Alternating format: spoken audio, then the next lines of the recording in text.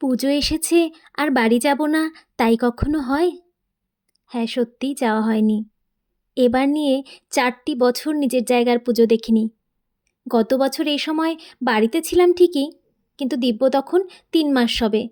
তাই পুজোয় ওই কোনো রকমে গিয়ে ঠাকুরকে প্রণাম করতে পেরেছিলাম শুধু। তবে এবার এখানে ব্রেমেন হুস্টিংয়ের পুজোয় সব আশা পূর্ণ হয়ে গেল। এবারের পুজোটা অনেকগুলো প্যান্ডেল ঘোরার মতো ছিল না। ইট ওয়াজ লাইক আ বাড়ির পুজো। সবচেয়ে ভালো লাগলো এটা দেখে যে সেখানে অনেক জার্মানরাও এসেছিলেন, কেউ পাঞ্জাবি, কেউ চুড়িদার পরে আমাদের পুজোর আনন্দে অংশগ্রহণ করতে। আর এদিকে দিব্যবাবু তো ভীষণ খুশি। তার মা বাবা থাকলেও না চলে গেল, তাতে তার কিচ্ছু আসে যায় না। তিনি দুর্গা ঠাকুরের সাথে গল্পে ব্যস্ত। ঢাকের আওয়াজ, এত আলো, সাজসজ্জা সব দেখে তো তিনি আর বাড়ি ফিরবেনই না।